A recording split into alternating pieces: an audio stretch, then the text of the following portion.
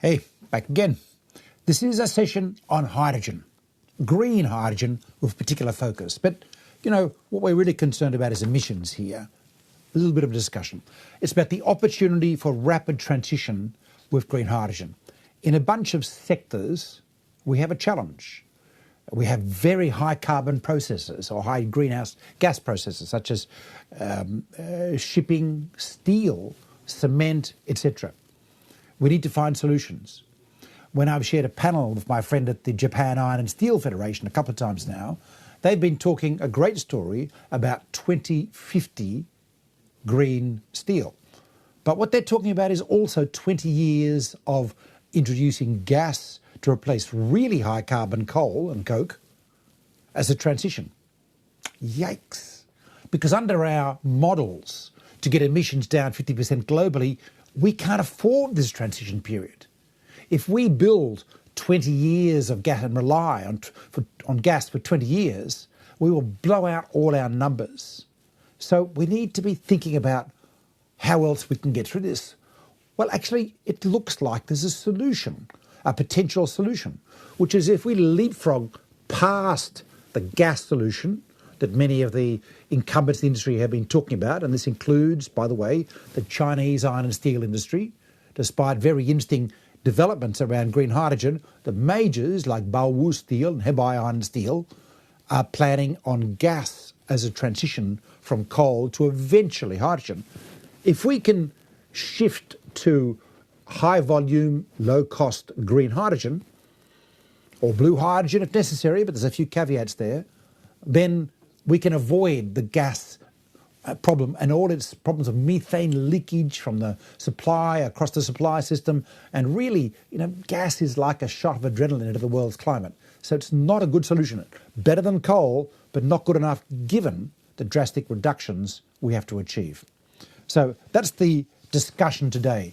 I want to tell you there are a number of colours of blue, just so you know. There is black hydrogen from coal, not very good in the emissions. Most hydrogen today is produced from either coal or gas, which would be called grey hydrogen, or there's a process now called turquoise hydrogen. Look, it's getting complicated. Maybe Thierry or Paddy, who we'll hear in a minute, can give details. We've also got pink hydrogen produced by nuclear. Well, that is low carbon. We said in our technical expert group report for the European Commission last year, despite the challenges, the uncertainties about the do no significant harm measures of nuclear, it is low carbon. So that is low carbon hydrogen as far as we're concerned. And then there's blue hydrogen generated from gas with carbon capture and sequestration. So that's fine. It meets our overarching threshold, which we're talking about, the European taxonomy is talking about, of 100 grams of CO2 per kilowatt hour, but leakage across the system has to be addressed. You need to measure emissions from wellhead to the end, and that is not really happening in the industry apart from one or two players. So challenging that one. And then there's green hydrogen. Green hydrogen produced from renewable energy. Not a lot around in the world at the moment, but hopefully going to grow. There's a green ammonia or ammonia produced that's not a green hydrogen. There's all sorts of byproducts. This is what this session is about. I'm very excited because we've got a really cool panel. But first, I need to do a couple of housekeeping issues, thanks to our sponsors. You've heard Michelle talk about that before, but we can't do this without our sponsors. We need them desperately. We rely on Credit Suisse, the sponsor of today's session. You heard Marisa Drew give a great talk earlier on, and she will join me again later this afternoon to talk about the new Assessing Entities paper that we're releasing later today. We've had Ping An Asset Management of China, which is a really thoughtful organisation in terms of mobilising capital to participate in the Chinese green bond market. Moody's, Luxembourg Green Exchange, Citi, BNP Paribas Asset Management, IHS Market, Refinitiv, Allianz Bernstein, and FSD Africa, and the others. Thank you. We can't do this without you. We have a couple of housekeeping. There's a Q&A box. You can tick, or rather click and ask questions. There are live interpretations in multiple languages. There are sessions being recorded. You will be able to come back to this. any time up till November to listen to these sessions, and there are cool tools. But look, let's get to our speakers today.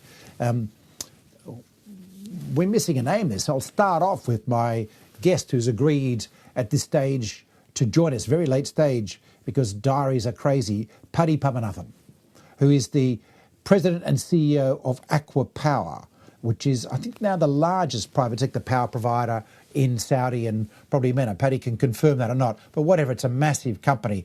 You know, Paddy's story is incredible. He's taken this from 2005 as a startup to now a company with $48 billion of assets and 34 gigawatts of energy generation being managed under the company, and it only seems to grow. They're now building a vast green hydrogen and green ammonia plant in Neom in northern Saudi Arabia. Hopefully he'll tell us about this. And every time I speak to him, he's got more things on the go. I don't know how much he can tell us about today. I'll see what I can get out of him. But we're incredibly privileged to have Paddy with us today. We've got Alzbeta Klein, who's the CEO and Director General of the International Fertilizer Association, and a good friend. We've got to know each other when she's been at IFC's or running IFC's climate business, which she was until the beginning of this year. You know, fertiliser, well, according to the International Fertilizer Association, it's about 1.5% of global emissions. Some people say it could be up to 4%. Depends how you calculate it and what you include. A close relation of fertiliser, manure, is a big problem in its own right. In the US, the EPA says that manure management contributes 12% of emissions. So this is a very interesting area. And of course, Alzbeta's job is to make fertiliser sustainable. We'll hear about that. Thierry Lepercq, who's the CEO of DH2 Energy, working on hydrogen. He's also the author of a book called Hydrogen as the New Oil, which hopefully he'll tell us a little bit about. He's been leading a thing called the HyDeal Consortium, which has a goal of achieving €1.50 kilogram cost for green hydrogen in a very short period, if I'm right, Thierry. You'll tell us more. And of course, over in the US, we've got our friends who have got a $1 a kilo target for 2030, which is part of the Biden administration's campaign. It looks like Thierry's going to beat them. So we'll hear about that in a minute. And then we've got, and I should add, by the way, very important to note, that Thierry was founder of Solar Direct, which was France's largest solar company, bought by Engie, where he worked for a while. Now, the reason why this is important is that I remember having a conversation with one of his colleagues. At the time, Solar Direct had won the auction in India for solar one year. And what Jean-Pascal said to me is, the secret is the capital management. The secret is the access to capital, the structuring. And that is exactly what the solution will be for large-scale hydrogen deployment. Vast capex. If we can get the capital cost down, I'm talking to you investors out there who are listening here, we can do this super fast. So that's the attraction here. Jesse Scott, International Director of Agora Energiewende, was before at a number of organisations. We've known each other for many time, which is the International Energy Agency is a leading figure there. Electric is a leading figure. Eurogas. She knows energy inside out. And she knows policy inside out. Join us for a cool discussion. Let me start, if I may, by going to Alzbeta. Alzbeta, you've got this pretty amazing job of trying to change the world's fertiliser industry, really. But also, you've been looking at green ammonia as part of it. I'm interested in the question of demand, because what's going to drive volume procurement, volume scale, is going to be the aggregation of demand. And you seem to have a lot of demand coming to the party. Tell us more about your story. Thank you, Sean, and good morning, good afternoon to all. It is my great pleasure to be on this distinguished panel. It's good to be participating always in your conference, Sean, and to be with all of you today. So this conference is all about mobilizing capital for climate action. And I'm going to start with a very simple question. Could there be better time to focusing on action? And the answer is no. We have to do it. We have to stop talking about it, and we have to do it. I say, arguably, it's the best time to do it now, because it's not news that human activity has changed and continues to change the climate of our planet and affects the life of millions. It is also not news that companies and financial institutions need to prepare their portfolios and investment pipelines for the risks and opportunities that come with changing climate.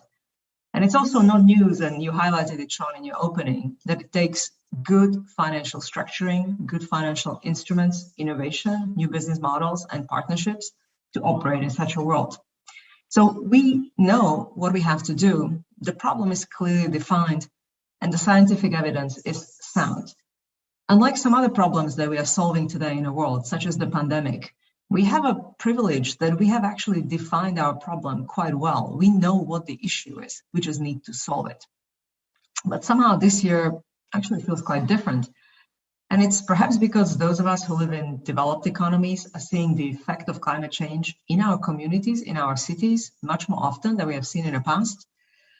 And one data point that we all share, regardless of where we live, is this changing climate. The IPCC told us recently in the report that we are flashing code red.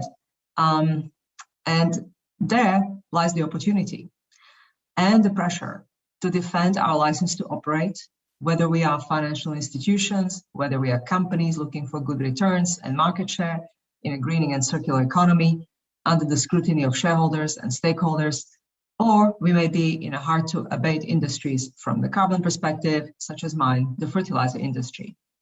There is no better time to focus on action. The planet does not have time, and it is on our hands to do it. So what can we do about it? I will speak for my sector, the fertilizer industry.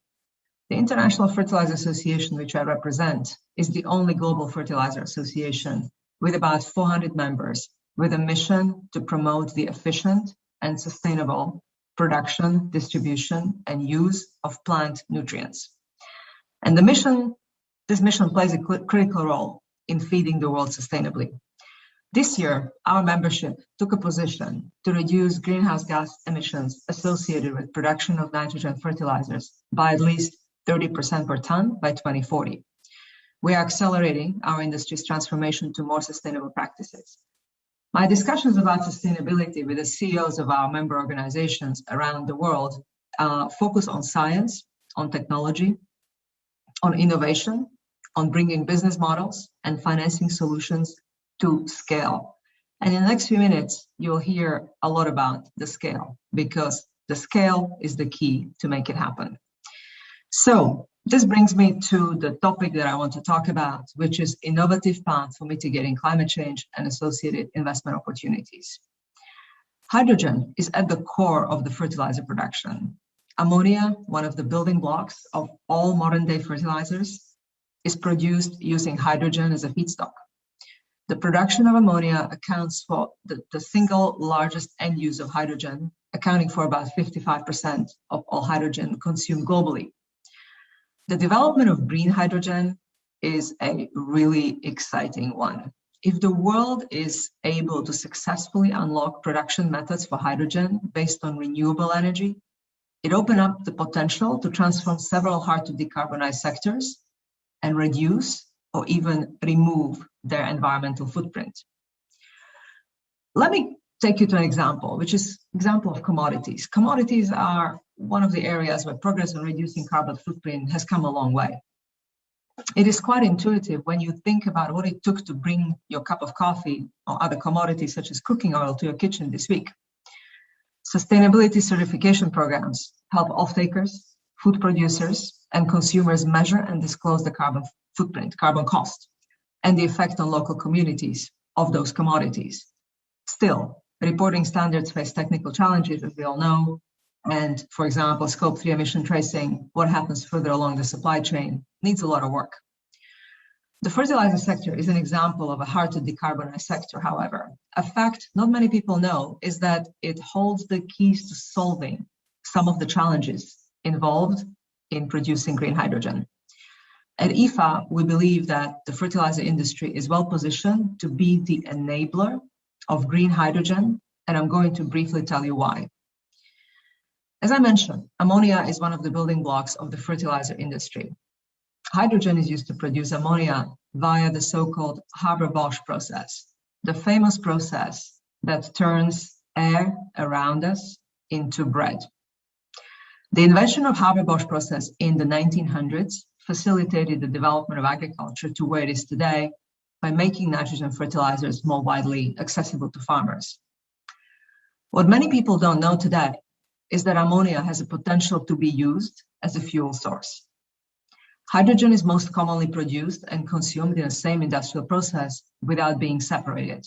This means that hydrogen is lacking a well-developed global infrastructure. And this is what you talked about, Sean, at the beginning. How do we build up that global infrastructure to scale up quickly? So given its hydrogen content, ammonia is an efficient carrier of that hydrogen that is attracting a lot of attention in the road towards decarbonization of industries that typically rely on fossil fuels. This takes place in two ways. First, the use of ammonia directly as a fuel source. New technologies are required to do this, and so its use is still in very early stages. Some targeted markets are power generation in Japan and maritime industry, shipping. The second way is to use ammonia as a carrier of hydrogen to be used as a fuel. The way this works is that ammonia is shipped to a location without local hydrogen supply and can then be cracked back into hydrogen in the reverse Haber-Bosch process. This then provides a source of hydrogen which is far away from its location of production. Can you imagine the world where this can happen, irrespective of the location of production? This also means that if you produce the ammonia in the first place using renewable energy, you can transport now green hydrogen around the world without needing to solve the challenges associated with hydrogen storage and transport. And if you push that thought further, you can be transporting green hydrogen using hydrogen as a shipping fuel. So plenty of opportunities there. However, high rates of investments and scaling up are needed. It is estimated today that less than 5% of hydrogen produced is based on renewable energy. Less than 5%.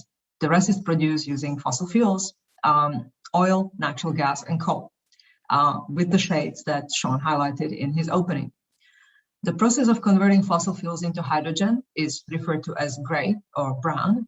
There are rapidly growing areas of interest that could decarbonize the hydrogen sector, and one is blue, where most of the CO2 input is captured and stored, and the other is green hydrogen, where the production of hydrogen is 100% carbon-free. Based on what I just mentioned about ammonia being an efficient carrier of hydrogen, the fertilizer industry holds great potential as a solution for green energy around the world.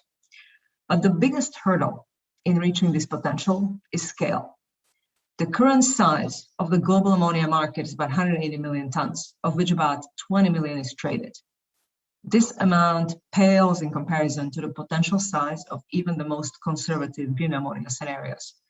For example, this 20 million tons is roughly the same estimated ammonia requirement as if Japan converted its domestic power generation to being powered by ammonia, or if EU were to use ammonia as a carrier for hydrogen fuel. And this is just the start. If the shipping industry switched to using ammonia as a direct fuel source, it could represent easily the market size of 400 million tons of ammonia, which is 20 times the size of today's traded market. So there lies the investment opportunities. Bankers in the audience, you probably will have a trading desk for that particular type of fuel sometime soon. What is needed is a global collaboration. Hydrogen has the highest energy content by weight of any chemical fuel, and it also has the potential to be produced using renewable energy. It could open a pathway to decarbonization of many sectors, from fertilizers to metal production to steel to refining, through to power generation and fueling vessels and even road vehicles. The intersection of green hydrogen and green ammonia has the greatest promise, but greater global collaboration is needed. Recent project announcements that we've seen regarding green ammonia are mostly driven by companies who are building a lower carbon future into their strategies, or a small collection of countries whose government have chosen to pursue green hydrogen as their energy decarbonization strategy, such as Japan and Spain. But now let's talk about the most important question: who will pay for it? The role that finance can play in supporting hard-to-abate industries move to sustainable and net zero carbon operations is vital. Bankers in the audience, I used to be one of you. If you only finance green, we're not going to get very far. You have to be innovative. You have to go into the new areas. So what do we need to do? First, we, the fertilizer industry, want to demonstrate to investors and other stakeholders that we have a sound, science-driven, technology-driven, and mission-driven strategy for moving along the path of sustainability. And we know that investors, as well as regulators, policymakers, and others, need to understand the story. My association, IFA, was formed in 1927. We are not the IFA of 1927.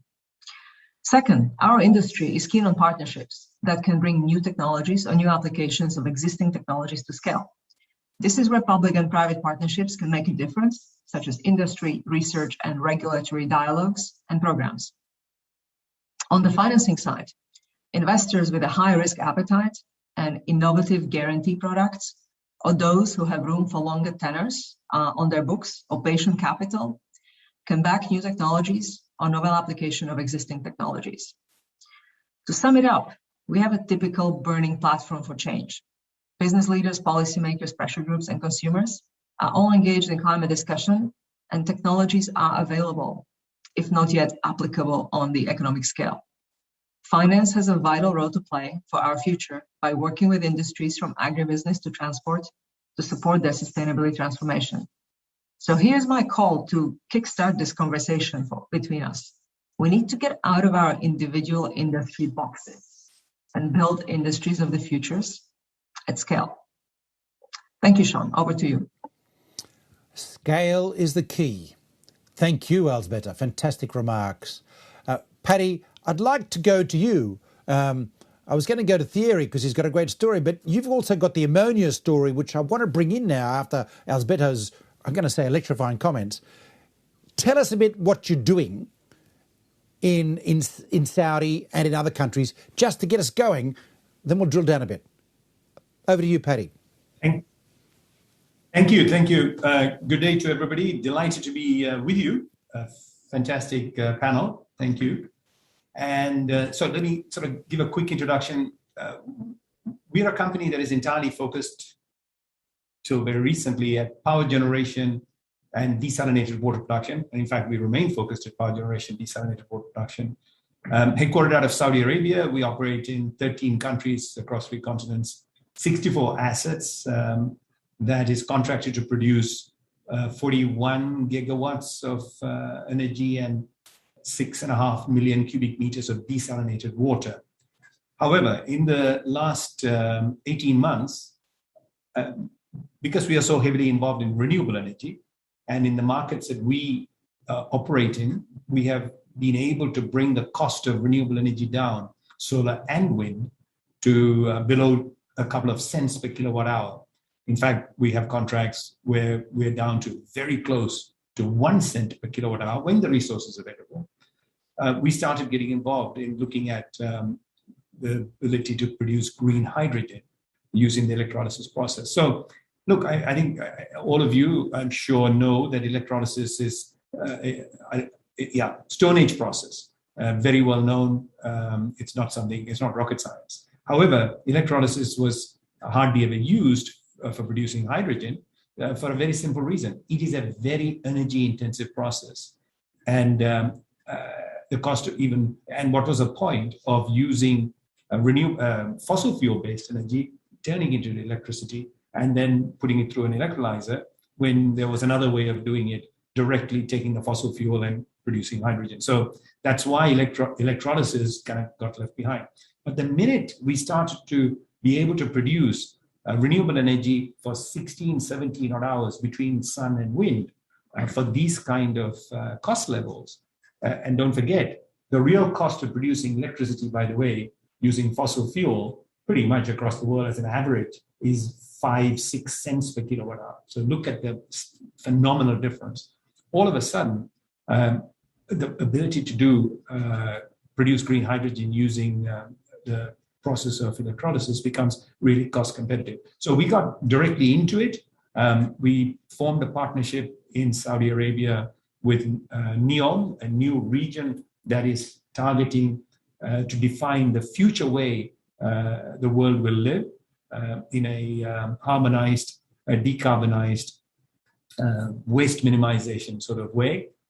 So we are partnering with NEOM, the region, which has also got fantastic sort of land and good renewable energy resources available. And with Air Products, a company that's already involved in grey hydrogen, a market leader, to look at how we can come together to produce green hydrogen. We've moved very far. We are, in fact, literally few months away from going into full financing for a 650 ton per day green hydrogen production facility in the Kingdom of Saudi Arabia in the northern end. So that plant will actually, which is sort of 250,000, if you like, to give it scale per year, which is probably 20 times the size of the typical electrolysis plant of today. So it's really now jumping straight into scale. Will in fact produce, will convert that hydrogen to liquid ammonia, and the objective is to then ship it to the Far East, to Korea, places like Korea and Japan, where there is a demand for green hydrogen for transportation at this stage. Okay, let's start with simple things.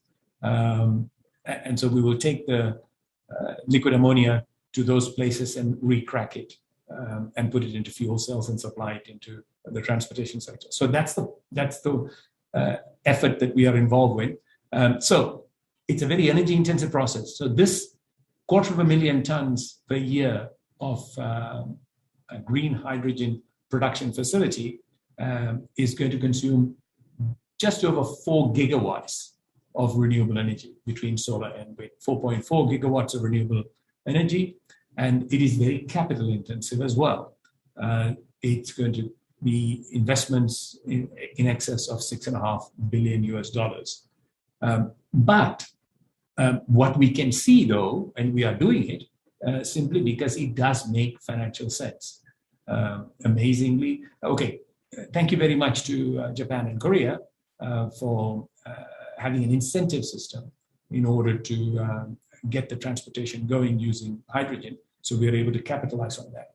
But what we can see very, very clearly now that we are so advanced in that project, in the detailed design and pricing out and starting to even place long lead item pre-orders, that we can see the pathway and how quickly we are confident that the cost of producing hydrogen will come down.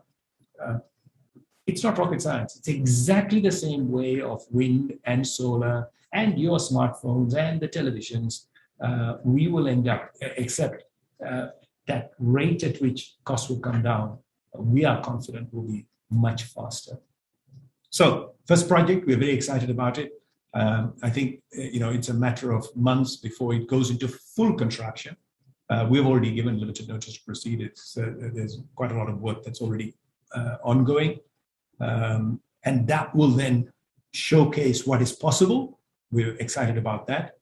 Give all of us and all of you who's interested in the sector the confidence of what is achievable to jump right into it at scale. It's incredibly exciting, Paddy. This is and this is in Saudi. I should note. It's in Saudi. There you go. Oil capital of the world. That's right. Which has fully, look, I mean, let's be clear. Huh? So Saudi Arabia has fully embraced the need for energy transition. In its own power generation capacity, it is rapidly looking to decarbonize.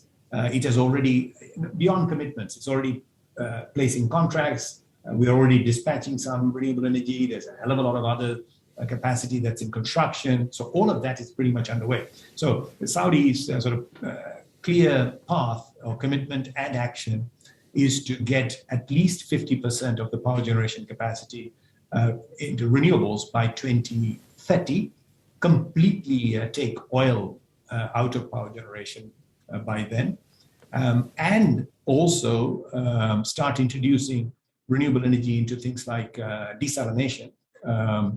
And of course now take advantage of the opportunity, the resources that are available. So we've got the sun, we've got the wind, we've got the land, and we've got the financing capacity. So utilize that in order to start to produce green hydrogen, which can help to decarbonize so many other things.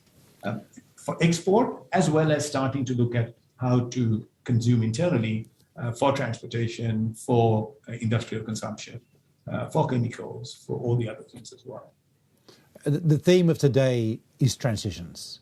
if ever there is a symbol, a signal of transitions, is the world's largest, the most important petrostate starting this process. They're incredibly ambitious targets. We'll come back to that later, but that's just for investors out there. If you have any doubt that this is happening, this kind of says, guys, it is really happening. It is happening everywhere. Thierry Lepercq,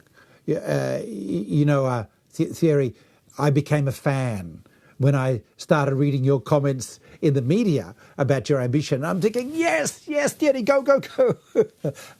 Tell us your story. It's such a cool story, including your recent projects in Spain. The story starts 3 years ago with a very simple conviction, is that what is needed is to develop hydrogen at scale. We call that commodity hydrogen. Commodity hydrogen means something quite simple. It means that hydrogen is just like oil and gas. It is a molecule that can do everything that oil and gas and coal can do. It will only take off if it is produced and distributed and sold at market prices in very large volumes. That's the starting point of this work. Now, the great news is that it started with a few people, and then it snowballed into what is today a group of over 30 companies. It's called Ideal. We made that public earlier this year, and this grouping of companies has been working for very significantly together, I'd say for about a year now, in designing the deals and systems to implement that vision of commodity hydrogen. And let's start with a very, very simple definition of what is a commodity. A commodity is something that has a price that a customer is willing to pay. If not, it's something else. I mean, and the approach that we've taken is first to identify what is the price at which steel makers, fertilizer producers, energy generators are willing to pay our product. It's as simple as that. And I can come back to you with a very simple answer. That price is 1.5 euro per kilogram, in Europe at least. Anything north of that will not fly and will have no market whatsoever. Everything south of that will generate incredible profits for those who can produce it, for instance, in Saudi Arabia and some other places. So what we did was to bring together the value chain players across the value chain. And this is so important. Think about hydrogen as oil. Oil is upstream, midstream, downstream, working together. You cannot have, and the idea that you can have, for instance, local projects that are disconnected from production or disconnected from uses is not going to fly. You need to bring together the fold of that. So who do we have in these 30 companies? We have solar developers from France, from Spain mostly, by the way, from Tunisia, from Italy. We have electrolyzer OEMs. Why? Because we need gigafactories. Today, the challenge is not technology. Technology is there. The issue is to ramp up the electrolyzer capacity with tested and bankable technologies. And the good news is that we have a number of European companies who are going that way. China and some other European, Asian countries are coming immediately after that, and we are seeing that movement. So we're bringing those people with engineering firms. That's our upstream side. And then we have what is absolutely fundamental here is the midstream.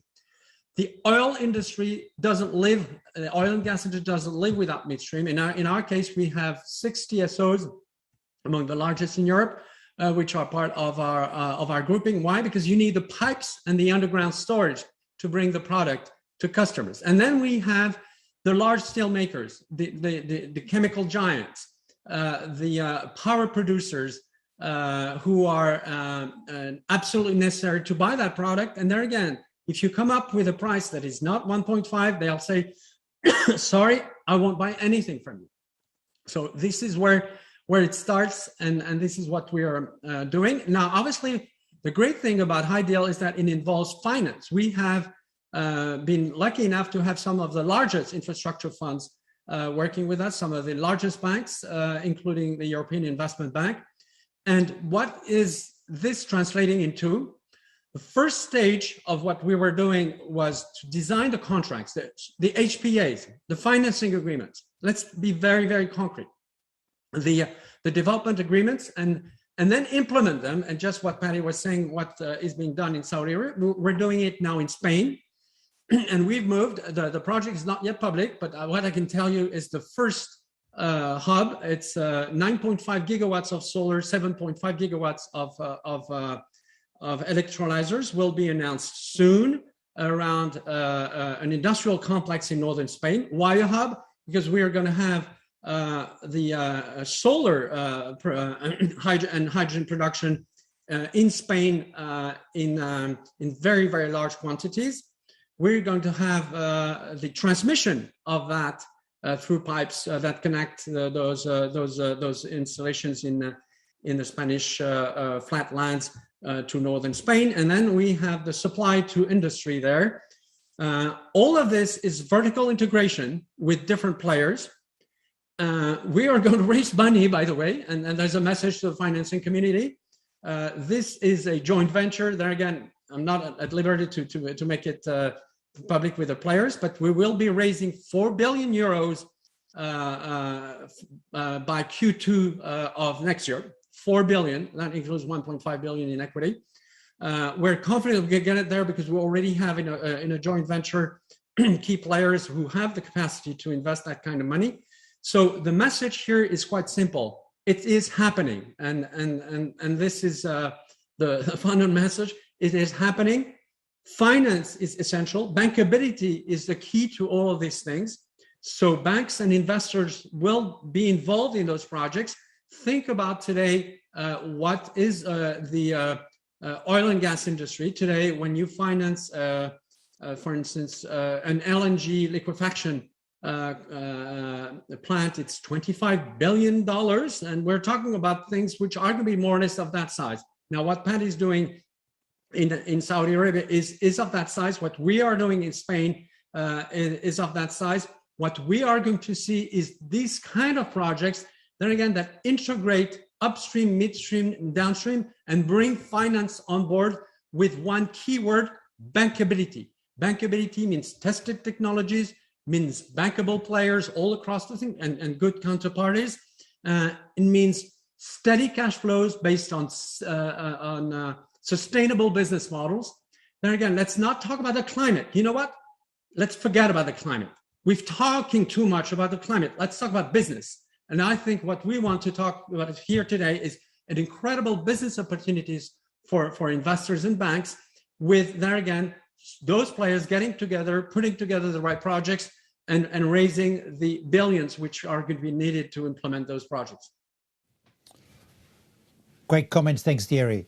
I mean, our primary stakeholder bases, the investors, the institutional investors, want both.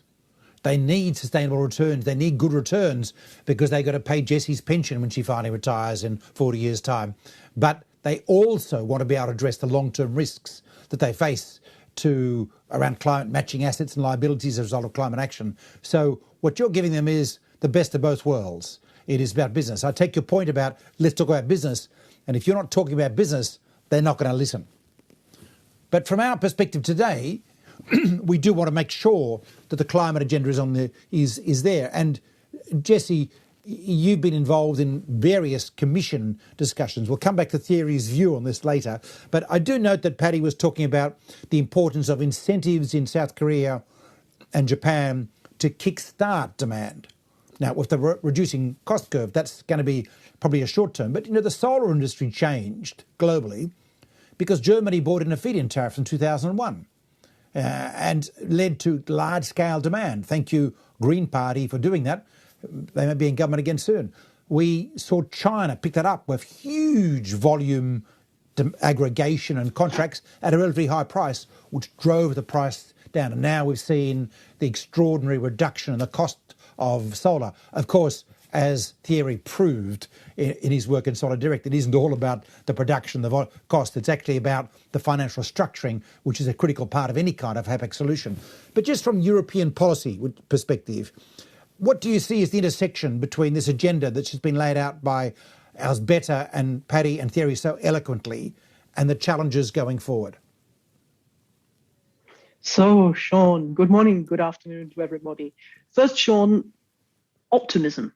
I really hope I'm going to be able to take that pension in less than 40 years' time. If it's 40 years' time, we've gone past that crucial 2050 date. So I'm planning on this. Agora Energiewende is a think tank based in Germany, in Europe, and working with major emerging economies. So we're looking across this policy landscape, really in all of those spheres, the potential demand markets, the potential supply markets. I think the first headline is old hands in the energy sector have seen hype about hydrogen before. And I think there was a bit of skepticism from some of them 2-3 years ago. That's over. This is different in a way that everybody acknowledges. And really it's different first and foremost because of climate policy. In a net zero climate target world, we're going to need those green molecules, the green liquid fuels, oil, gas, etc., as well as green electrons. And if we can turn green electrons into green fuels, then we're really on a winning path. I think there's also a way that the policy world has taken up the question of hydrogen because, frankly, a world in which we have green electrons, green molecules, sounds a little bit like the energy system, the economy today. It's a green version of something reasonably familiar. That means that you will hear G7 finance ministers, and I stress finance ministers, engaging on this question. They see business opportunity. They see industrial strategy opportunity at national level, and they see the possibility for the energy transition to be slightly less of an astounding paradigm shift than the discussions about eating less meat, which is also important, than the discussions about the circular economy, which is also important. But this, in many ways, is looking like a very promising early step to transition a world we know into a world that's a green version of something we know. Look, I think there are 4 aspects of the policy landscape at the moment. First, it's very active and it's very crucial. And we know that markets are powerful tools for cost efficiencies, but we also know that they're not great at getting to particular outcomes at particular moments in time. That's what climate targets mean. So the first way in which the policies are important are indeed those incentives for the early projects. In Germany, we've seen 7 billion euros committed in 11 months from May last year, where we saw a PowerPoint strategy from the government, a white paper, to bids from over 200 projects at a national level, to selecting the 62 that will be committed with that money. What's Germany trying to do here? Well, it's trying to bring down those costs. It's trying to take electrolyzers from being kind of designer goods to mass market, but also to build up the whole of the supply and demand and the delivery chain around green hydrogen. This is a green hydrogen strategy in Germany. Another way that policy is really crucial is we're going to need some regulatory enabling. There are some barriers to hydrogen at the moment. We need to do our housekeeping. Hydrogen has not been recognized as an energy carrier in parts of the energy system because there have been questions in the past about how it's different from methane. This job needs doing. Governments are working on it. I'd like to see some of them around the world working faster. A third really crucial question, and this is a question I like to throw back to the investors, is really the point that Alzbeta made, that the different potential players in this hydrogen economy need to get out of their individual boxes. Again, 2-3 years ago, you would go to a workshop on the possibility of hydrogen, and you would see a lot of business cards being exchanged. The participants to the workshop did not know one another well. They had not got existing commercial relationships. If we are going to have a hydrogen economy emerge, we are going to need simultaneous 90-degree angle turns in innovation, in investment strategies, by many, many actors. That means they're all taking a bet on one another's action. And if they're to do that, and some of them don't know one another well, and they haven't had commercial relationships before, I find it hard to imagine that happening without stronger signals than just a CO2 price and a swap price. I think we are going to need mechanisms for market coordination, alignment. Existing energy infrastructure around the world has very often been built on the basis of long-term contracts. This is a major discussion now emerging in the policy debate. And if we can get that right, that will enable the scaling that the investors are talking about. The fourth dimension of policy is, of course, that this goes beyond the countries where we are seeing national hydrogen strategies and early government support and action, which are mostly the mature economies. A lot of emerging economies have a major opportunity here, are going to be crucial suppliers to meet the demand. Certainly in Europe, we have more demand than we are likely to meet through domestic supply. Now, some of those emerging economies are natural gas producers today. Some of them do not have those resources. So Sean, your question about leapfrog. Paddy, your point about wind and solar and land assets. How do we get the opportunities there really moving as fast as they could be and as fast as they need to be?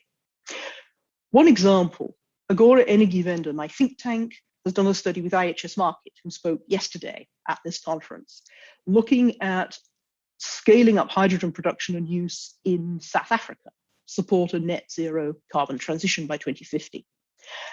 And what we're finding is that you get the commercial and the policy environment right, really you can see numbers in the order of million tons of hydrogen per annum, maybe pushing 4.0, maybe a little lower than that by 2050, pushing 0.75 million tons per annum already by 2030. Some of this is for export, and that's an opportunity South Africa is very keen to have. Some of this is for domestic consumption, and will get South Africa on its own path to decarbonisation. So the fourth thing we're going to need is some mega deals. I would like to see a deal in which perhaps a South African producer with the industrial expertise does a deal with perhaps the European aviation sector. We're going to need sustainable fuels that they can start blending in. But this is an opportunity for the Port of Rotterdam. This is an opportunity to then build the infrastructure in a country like South Africa.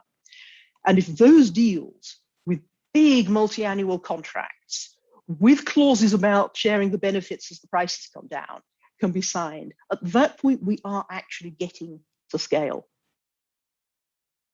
There you go. Aviation in South Africa. Well, Paddy, you were telling me how you were sitting across the table from the CEO of Eskom recently. I guess that's a very different story to what Eskom is currently looking at, although I'm sure Jesse's talking about Sasol rather than Eskom.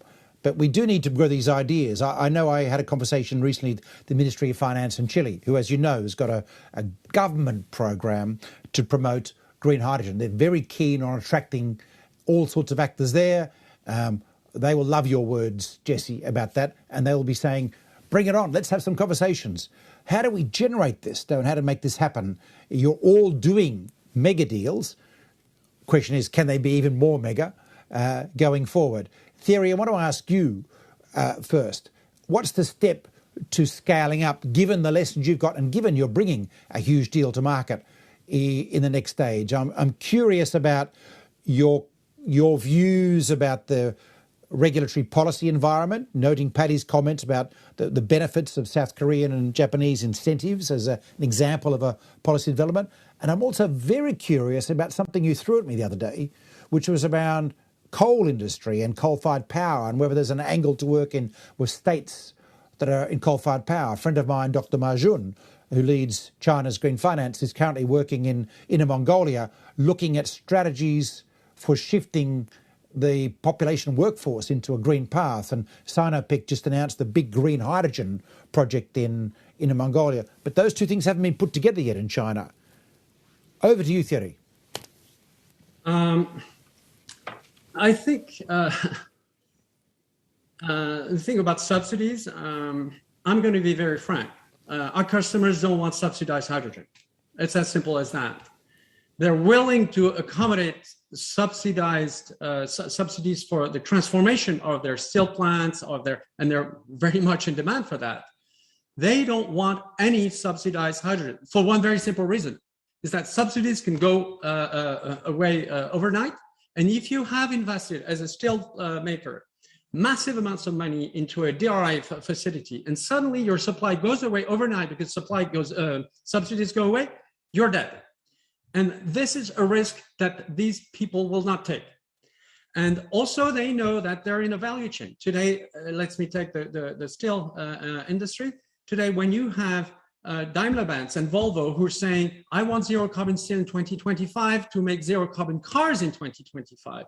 If I'm a steel maker and I cannot deliver that, I'm dead as well. So there again, there is immense pressure to solve the so-called chicken and egg situation. And the idea that we would go step by step with pilot projects, with subsidies, cannot work.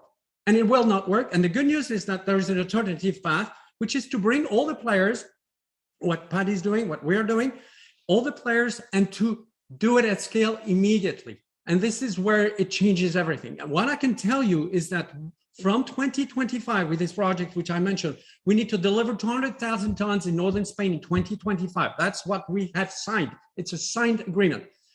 We will deliver that at 1.5. And we know we can do it with the value chain, which includes solar, which includes electrolyzers, and obviously structured finance is going to be essential to reach that target. Now, you're asking a very interesting question regarding an industry which is totally overlooked, which is power generation. Right now, you have 140 gigawatts of coal-fired generation in Europe, which is set to close, 140. Now, I'm going to tell you what's going to happen when it closes. A big blackout. Europe is going to be a gigantic blackout because the idea that batteries, which cover only a few hours' time, are going to supply that is just a pipe dream. You need fully dispatchable power. And if you don't invest in 100 or 200 nuclear power plants, like some people in France dream of, this will only happen with thermal plant. Thermal. Now, the idea, the plan, and this is a real opportunity because it's not just a threat, it's an incredible opportunity for today coal-fired regions and coal-fired plants. And we're working on that ourselves in northern Spain, southwestern France, eastern France, Germany as well, is to convert those plants which deliver the holy grail of power. The holy grail of power is not variable solar and wind. Sorry, it is dispatchable power. And that dispatchable power, that's the good news, can come from solar through hydrogen. And that is what today we have. And the good news is that we have turbine makers. We have General Electric. We have Mitsubishi. We have Ansaldo. We have Siemens, who all will have hydrogen-ready turbines by 2024. You have a project in the US. It's called the Intermountain Power Project, which is converting a 1.5 gigawatt coal-fired plants to supply the city of Los Angeles from coal-fired plants to hydrogen, partially natural gas as well, but hydrogen, which is going to be stored in salt caverns, in those very extensive salt caverns that you have in Utah. This is happening. There again, it's not just a pipe dream. Look at what the turbine makers are doing. And there again, it all works because you have a system. If we don't think about hydrogen as a system where you have, most importantly, the supply at very, very attractive prices in very large quantities, and which will come, to be very honest, from the MENA region when it comes to Europe and Asia. So, Paddy, you're extremely well located. Your future is so bright.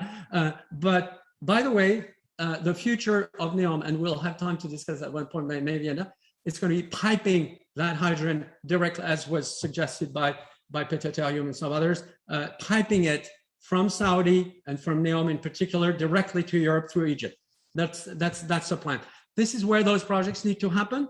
And then again, and you're absolutely right to mention that what we're seeing today is those stranded assets in natural gas and coal-fired plants being, after all, maybe the most promising ones. And if you take the point of view of an investor, why not invest today in a coal-fired generation producer, because they stand the capacity to move to hydrogen actually faster than most people. So look at the leapfrogging, it's going to happen. What a line, Thierry. Invest in coal-fired producers because they understand chance to change over. Jesse, what do you think? Is there a story here? Is this happening? I think perhaps the hydrogen power sector is a little late to the party here. Invest quickly in those coal sites. What is a coal power plant today? It's land that is connected to the grid. Connections to the grid are invaluable. And this has already been noticed by the ICT sector. You've got data centers being built in former coal power plants. And not just the ones that are operating, but dozens being discussed. This is understood also beyond the European context, where I think we've got a fairly finite set of those land connected to grid sites, but also in emerging economies where you've got dynamic growing energy systems. And it's beginning to be realized that there are opportunities to do things in regions where you have had a coal energy business and enormous numbers of jobs associated with that. You can hear where I'm going here, the just transition. There are opportunities to look a little bit beyond simple LCOE of wind and solar for individual projects and say, let's price in the advantage of existing grid assets. Let's price in the advantage of being able to have multi-site development where you can have industrial sites, you can put the hydrogen on site with the electrolyzer, you're close to major scale wind and solar potential, and you've got a workforce that's looking for its future. And that of crucial is, of course, crucial to the politics of the transition. So yes, yes, and yes. And in particular, in places where we have a coal history and where the energy transition is, of course, a source of a lot of anxiety. We need to go. And by the way, Sean, it's definitely both Eskom and Sasol in the South African context. I was going to say, we need to go and speak to our companies at the table here. And I believe there's an MOU between them on this subject. I haven't seen all of the text, but that was certainly very good news earlier this year. That's a segue to Paddy and the conversation you were reporting to me that you'd had. Your views, I guess, on emerging markets and their opportunity here. Tell us a little bit more about your thinking and your reaction, of course, to what we just discussed. Yeah, so more than happy to do that. First of all, on the subject of subsidy, Thierry was absolutely right. I don't think we want to start off by trying to subsidize green hydrogen. Definitely, lots of help is going to be needed to convert industries and decommission and so on and so forth. So that's another story. But the production itself, I think we need to continue from day one, and we can, and we are seeing the numbers. And I think it's very possible that we'll get to very cost competitive green hydrogen without needing to sort of directly look at subsidizing. However, I think in order to, I think there is a case to accelerate deployment. And the support that is needed, of course, is a clear market signal. And the most clearest of all, we can continue to work on this, is tax on the polluting side, tax on carbon. Well, rather like what the border tax that Europe is looking at. But that apart, things like loan guarantees definitely are things that would be helpful. Tax credits that would be helpful. I don't really call them direct subsidies. And also, so delighted to see the ESG movement that is recognizing the need to support the world transition and all the kind of work that you're doing, Sean, on the bond side in order to try and sort of get the investor to recognize and to chip away a little bit on the margins. Will all be very helpful to accelerate. Coming to the question about this, into the emerging markets, I am very confident as we see, so the immediate opportunity is to produce green hydrogen at scale in big quantities like we've jumped into. But just think what is fueling this green hydrogen. What is fueling this green hydrogen is renewable energy. Renewable energy is democratized, it is distributed. Point number one. When we talk about a 2,000 gigawatt electrolyzer complex, which is what we are talking about in NEOM, it's made up of many units of 50 gigawatt electrolyzer blocks. So I am very confident that it will be a matter of time before we will be able to also deploy distributed hydrogen linked directly with distributed generation capacity. So it's going to go down the same way. Yes, we are going to need long-distance pipelines to link points of production, optimum points of production with the logical existing points of demand, industrial clusters, urban clusters, and so on and so forth, exactly like in the case of power generation. But we also are going to be able to serve, I believe, the sort of developing parts of the world where population are very scattered in what we call rural areas through this technology also, without needing to build vast distances of pipelines in order to distribute hydrogen. That's a very optimistic view. It's a huge opportunity. And then the last one is the one that Jesse has already pointed out about the just transition in decommissioning coal, using that infrastructure in order to start to deploy. And indeed, it's right. It's not that complicated in order to take a gas turbine, an old gas turbine, and repower it to produce, to run on hydrogen. You're going to have 100% hydrogen turbines coming through within the next 2 years anyway. But you can also change the nozzles and change some of the linings and utilize that infrastructure very efficiently. That's a very optimistic view, Paddy. I mean, Alzbeta. Realistic view. It's a reality. I'm happy to describe it as you're talking about what's actually happening. It's not abstract. Alzbeta, the conversations we used to have when you were at IFC, climate change, about the marriage of the distributed energy agenda with development and so on. This looks like an extremely interesting development. I'm assuming also this is important for the potential for distributed production and supply of ammonia for your members at IFA too. Your thoughts? Does this look sensible based on what you've been looking at? So Sean, it's a game changer. It's a game changer. But let me go back to reflect on a couple of things as our colleagues on a panel were talking about it. I think when you were talking about a coal plant and what are the assets of the coal plant, think about other parts of the old industrial infrastructure and what they represent. And when I'm looking at nitrogen production facilities around the world, ammonia facilities around the world, what are they?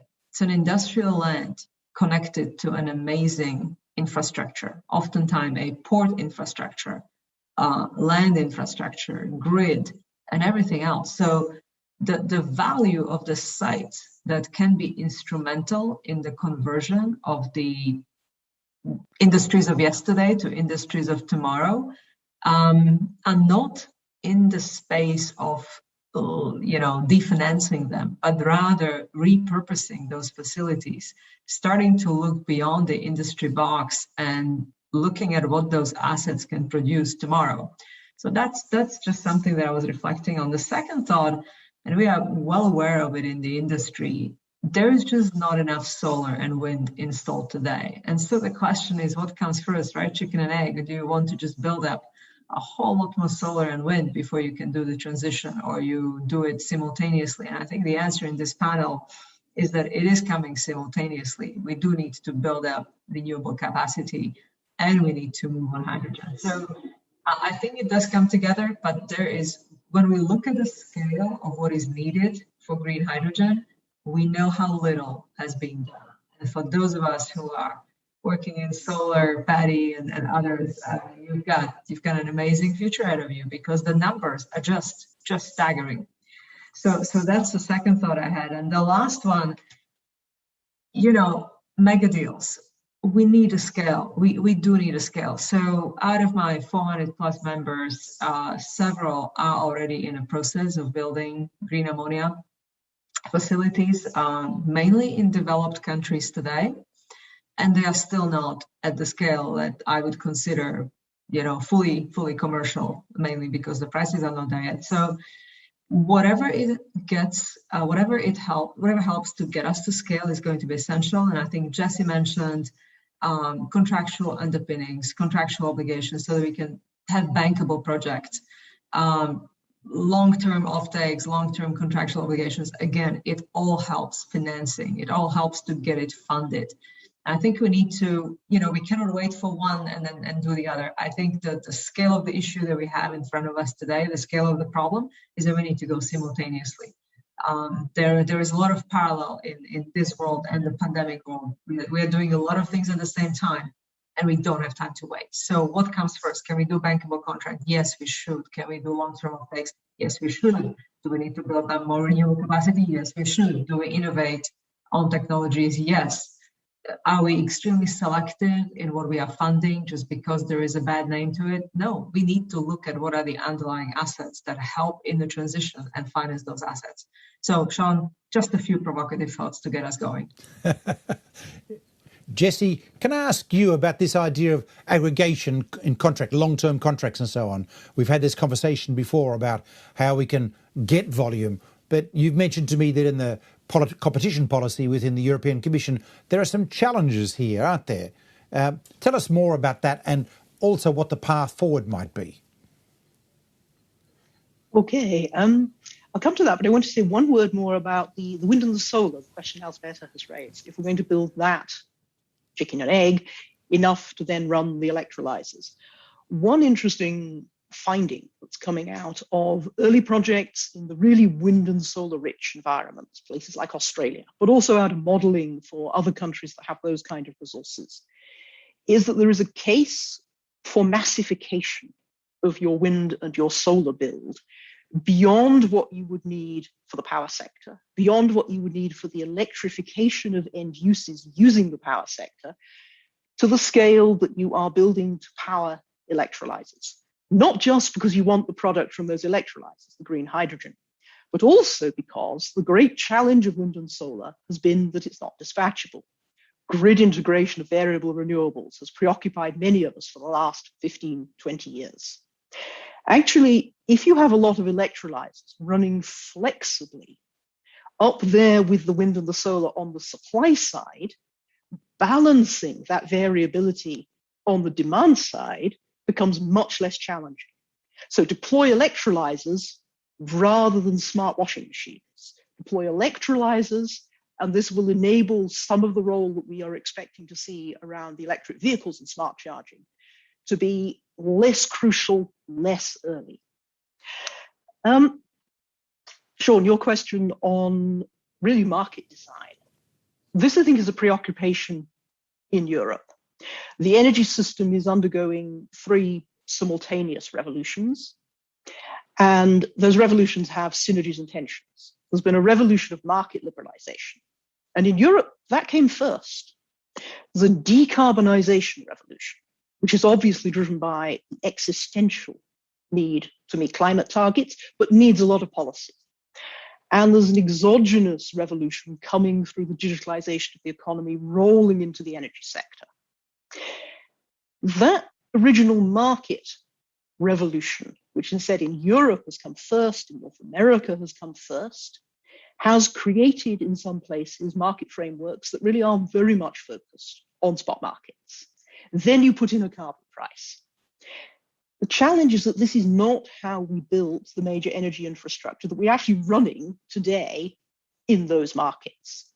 So while you say there isn't going to be space for the natural gas sector in a net zero world as the natural gas sector, Sean, and I agree, I make a plea to talk to these people because they in fact have a crucial expertise in developing long-term, horizontal, complex contractual arrangements, highly confidential contractual arrangements with algorithms at their center, which and very, very complicated settlement procedures when somebody wishes to adjust the contract. But these have been a basis for suppliers to make calculations about demand, for that delivery infrastructure, the pipelines to be built, and yes, also the LNG terminals.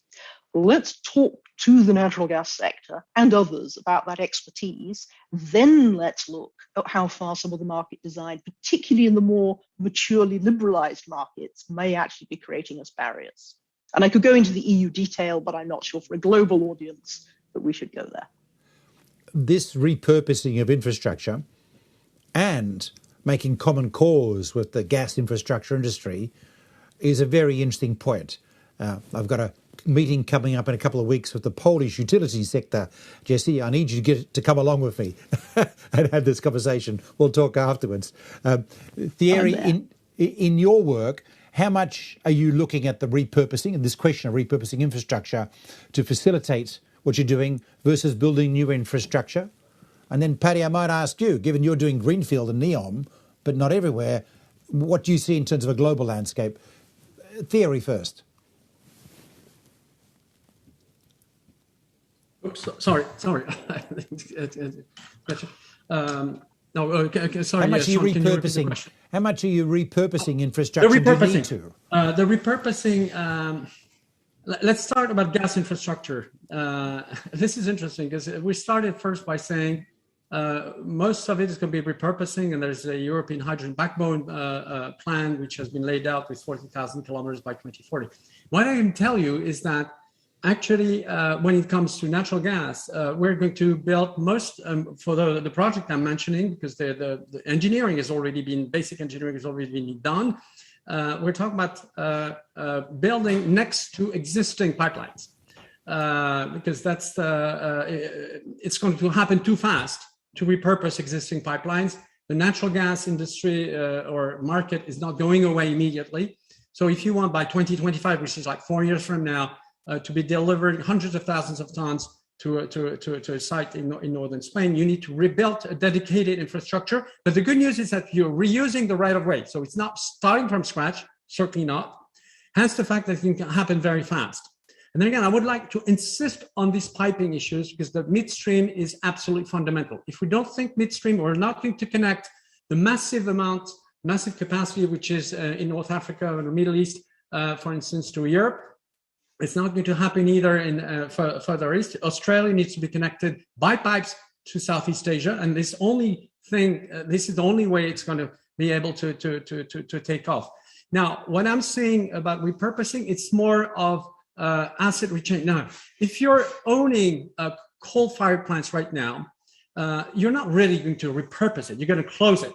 But what you can reuse, just like is the grid connection.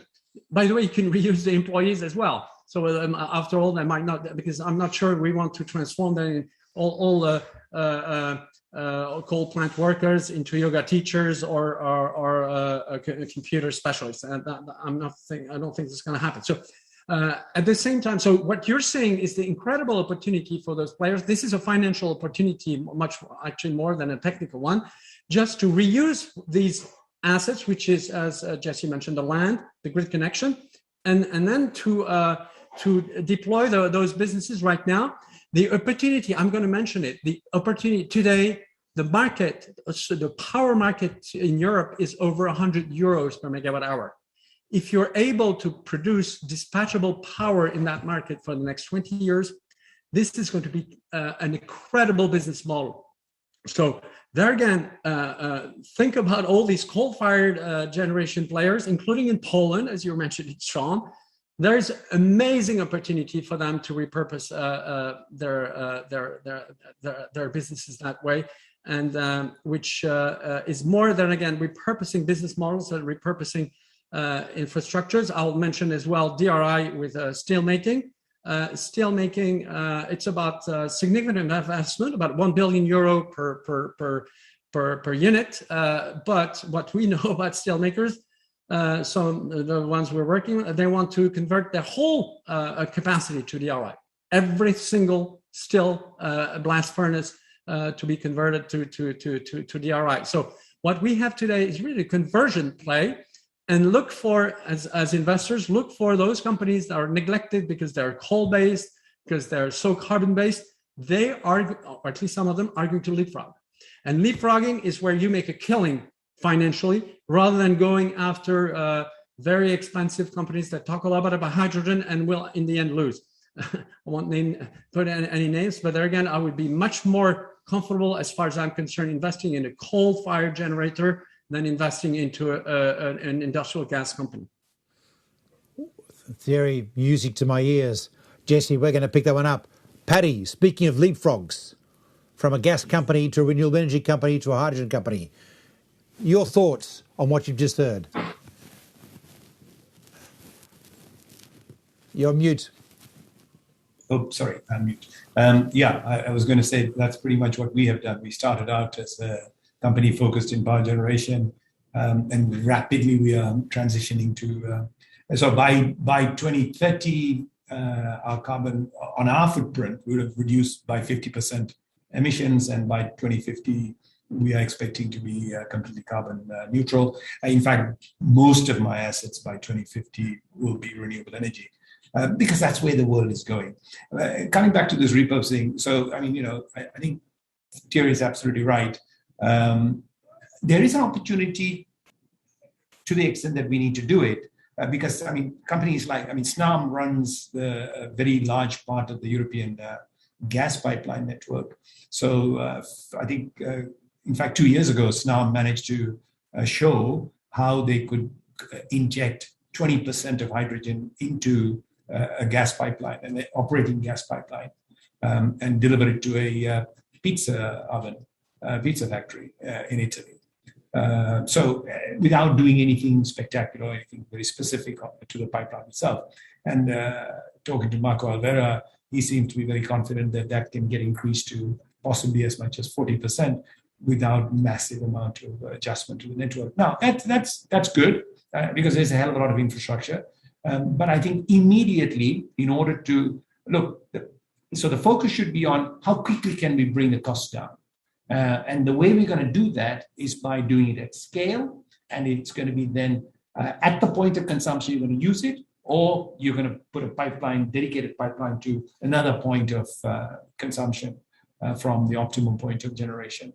So I think immediate, for the next few years, our entire energy and focus, at least for us, is going to be, and I would urge all of those who are involved and all of those who have the capacity and capability to be focused at doing it at bulk, and okay, immediately, yes, thank you very much, green ammonia as a vector to move it around, but as quickly as possible, also start looking at dedicated pipelines. And yes, you're absolutely right, Thierry. An obvious choice is to be looking at pipelines from countries like Morocco, countries like Saudi Arabia, UAE, which have all got the resources and the land availability and the financing capacity, and the distances are not vast. And it's all perfectly capable, and we don't have to invent anything new. That's the most important other thing. We need to get on with what we can do straight away. And don't worry, innovation and invention will follow very quickly behind, as they have done in renewable energy itself. So I want to finish up. We've got to finish up in a few minutes. Sorry, did I interrupt someone? Please, Paddy. No. Handed it back to you. We need to move towards the end. I'm looking for a clarion call about what we want people to do. Investors. We have a lot of investors involved in the Climate Bonds Initiative, as well as governments. I've had two questions, for example. One, a technical question: should transport be a priority, the Hyundai Toyota model? And I'm just going to answer that and say, look, if you're using green hydrogen, that's great, but realistically, in cars in the cities, it's going to be electric. Why bother?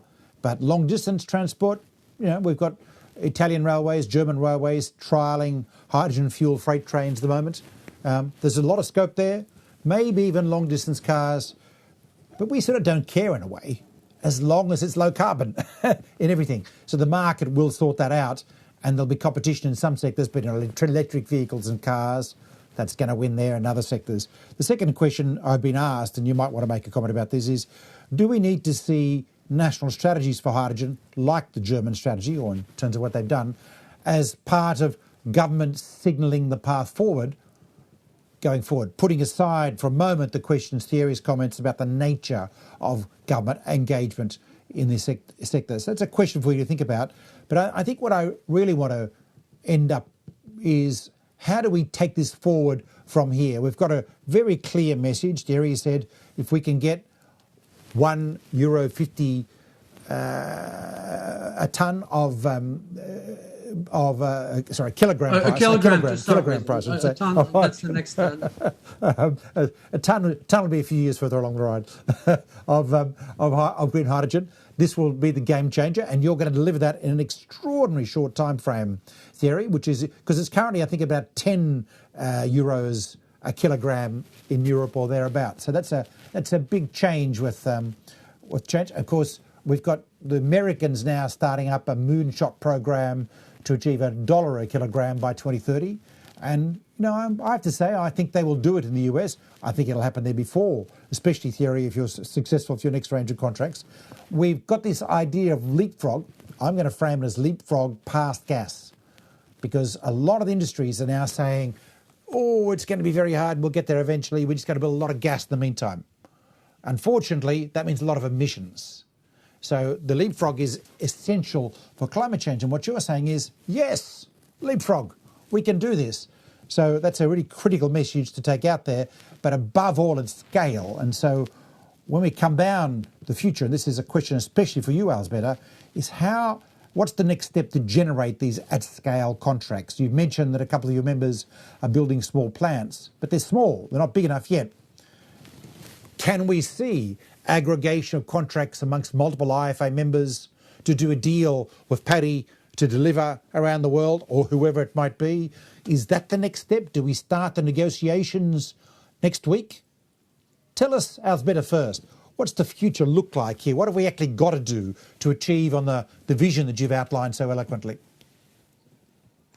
Thank you, Sean. I think cooperation between various parties to get to scale is going to be essential. But I think I go back to where I ended up my opening remarks, and that is that we have to sort of start. We have to start breaking the boundaries between industries, because I could easily see a partnership between a couple of my members, large nitrogen companies today.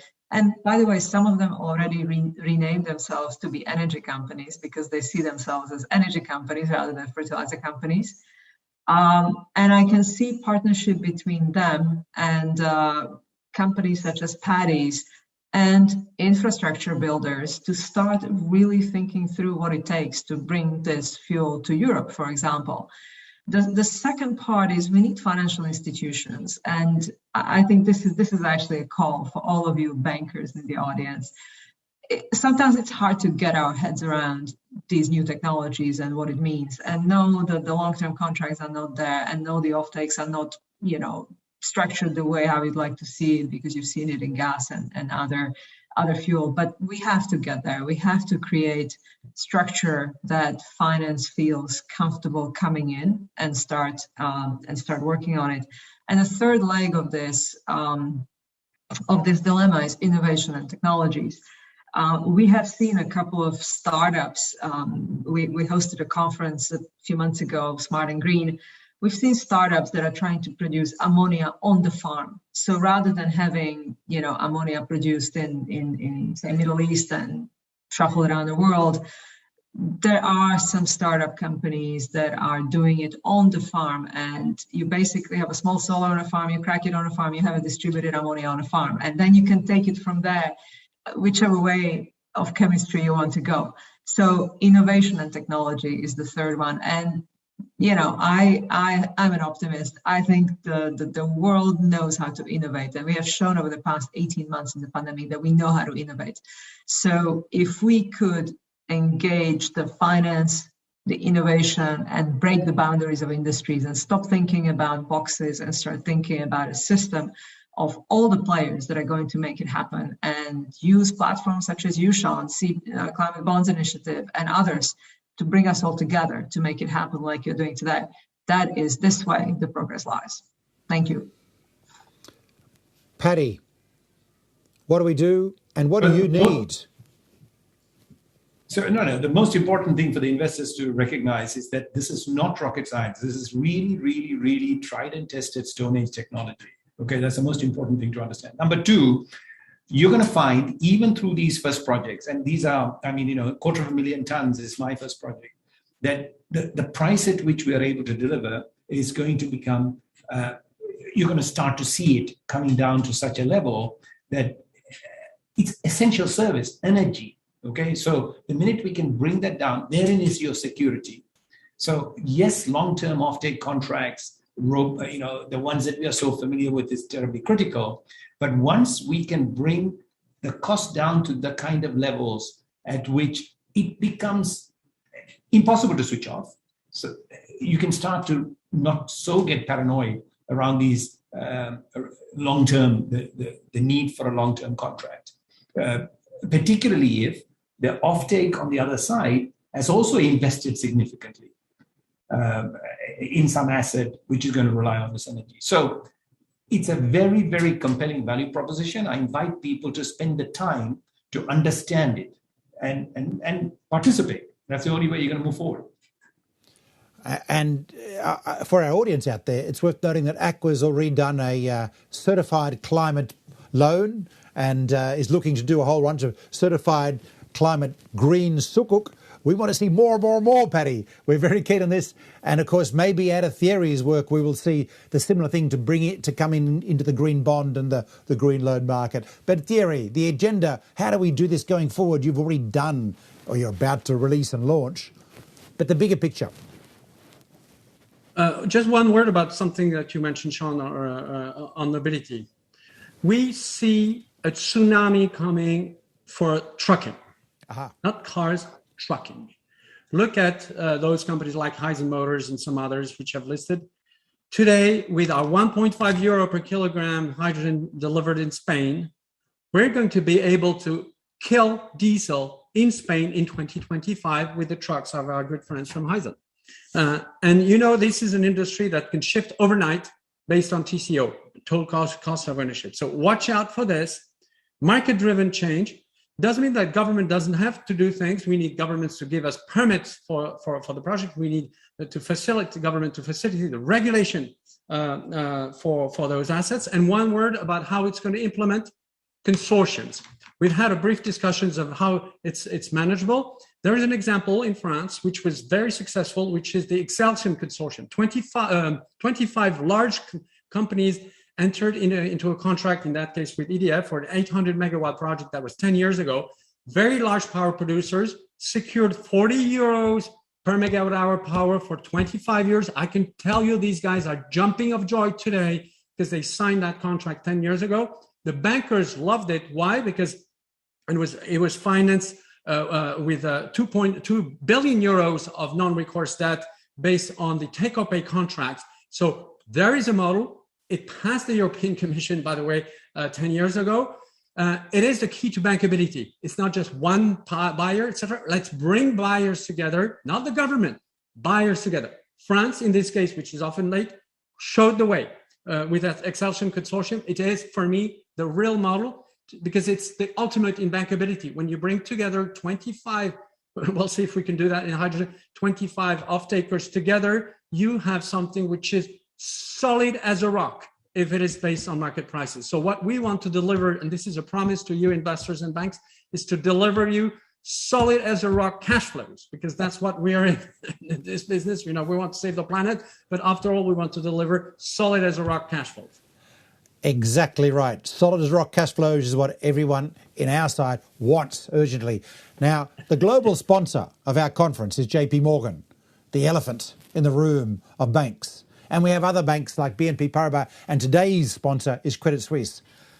Guys, folks, if you're listening, and I know you are, this is a fantastic story. Let's get some deals going around this to support investment of these industries. Let's bring those investors out there. We heard yesterday Paul Bodnar, Global Head of Sustainable Investments at BlackRock, talking about this and the needs. Let's bring them. Make these opportunities happen. Jesse, final comments, the path forward. How do we make this happen, given the conversation today? Well, I think it's a simple recommendation to the investors and to those banks. Future-proof those investment decisions in hydrogen to make sure they're green. Sean, you mentioned at the beginning that there are many colors of green.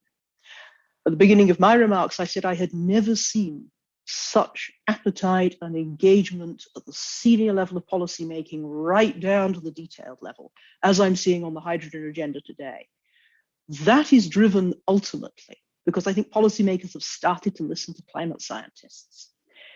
That means that when they talk hydrogen policy, they are going in the green direction. Make that future-proofing judgment call, and frankly, you can't lose out. Thank you so much. Alzbeta, Thierry, Paddy, Jesse, this is an unbelievably exciting agenda. We're keen to support you going forward with the work we're doing, but above all, we wish you the most unbelievable success in each of your agendas. And it sounds a lot like we're going to get that, which is a way of giving hope to everyone around the world that is anxious this year about the impacts of climate change, which are getting more and more severe. We need this story to work, and we need this story to work fast. I'm looking forward to that €1 50 kilogram delivery that Thierry is talking about, because that will be an incredible milestone in how we take this forward. Listeners everywhere, thank you so much. Make sure that you tell this story to your policymakers so that they make sure their energy policy, their competition policy is in line with what we need. And investors, deal of the century is the only way to put this. Okay, on to our next session. Thank you so much for joining us today. And now we're going to have a short interview. Please.